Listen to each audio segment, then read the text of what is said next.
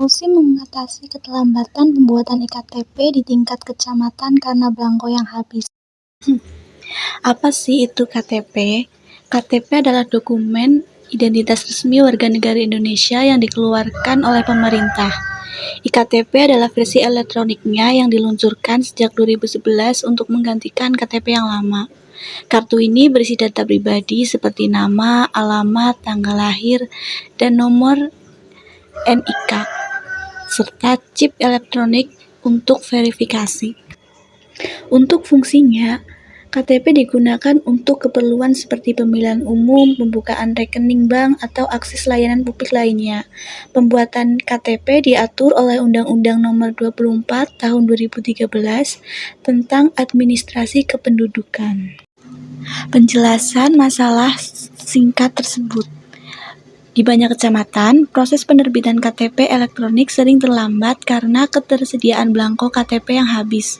Hal ini disebabkan oleh distribusi belangko dari pusat yang tidak merata atau terlambat, prediksi kebutuhan belangko yang kurang akurat di kecamatan, dan akses informasi yang terbatas mengenai status ketersediaan belangko, yang mengakibatkan warga tidak mendapat identitas resmi tepat waktu, menghambat akses layanan publik serta BPJS, perbankan, bantuan sosial, dan administrasi pekerjaan. Solusi inovatif untuk mengatasinya. Yang pertama, sistem monitoring stok belangko berbasis digital. Dilakukan dengan cara kecamatan melaporkan jumlah belangko yang terpakai dan tersisa secara otomatis ke server kabupaten atau kota. Sistem dapat memprediksi kebutuhan belangko menggunakan data historis atau data driven forecasting. Kemudian Dinas Dukcapil dapat segera mengirim suplai sebelum stok benar-benar habis. Solusi inovatif yang kedua yaitu memberikan surat keterangan identitas digital sementara.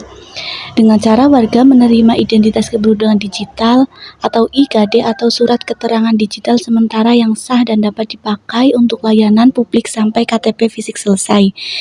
Yang kedua dapat diunduh melalui aplikasi atau dicetak oleh kecamatan. Untuk solusi inovatif yang ketiga, layanan pre-enrollment online.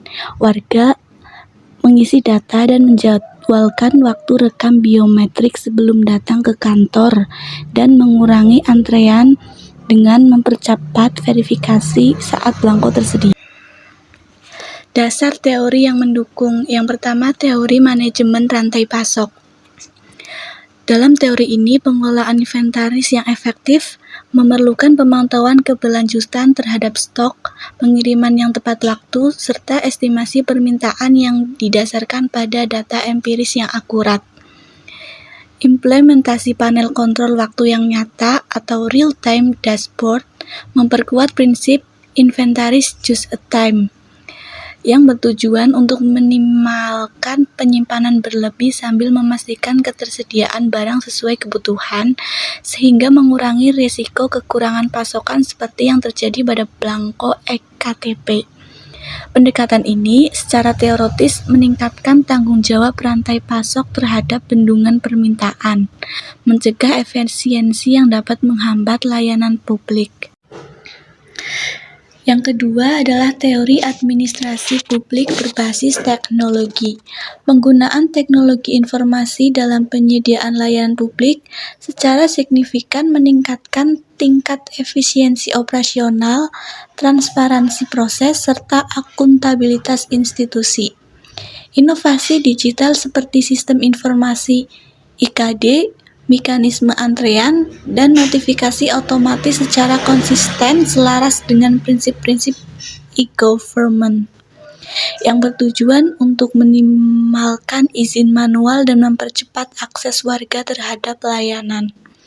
Secara praktis, pendekatan ini mengurangi resiko kesalahan manusia, memfasilitasi pengawasan publik, dan memastikan bahwa administrasi publik dapat beradaptasi dengan tuntutan era digital seperti mendukung pengelolaan sumber daya seperti belangko IKTP dengan lebih efektif dan responsif. Dampak positif dari solusi tersebut. Dampak positif untuk masyarakat yang pertama adalah waktu tunggu pembuatan KTP berkurang secara signifikan. Warga tetap memiliki identitas legal melalui IKD atau surat sementara. Warga juga dapat mendapatkan kejelasan status permohonan melalui notifikasi otomatis dan menghindari bolak-balik kecamatan. Yang kedua adalah dampak positif untuk kecamatan dan dukcapil tersebut. Yang pertama, pengelolaan stok belangko menjadi lebih akurat dan efisien.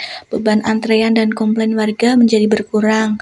Proses kerja menjadi lebih terstruktur dan cepat. Serta data menjadi lebih terintegrasi dan mudah diaudit. Dan yang terakhir adalah dampak bagi pemerintah daerah. Yang pertama, meningkatkan kualitas layanan publik dan indeks kepuasan masyarakat. Yang kedua, mempercepat transformasi digital administrasi kependudukan. Dan yang ketiga, mendukung kebijakan nasional terkait identitas kependudukan secara digital.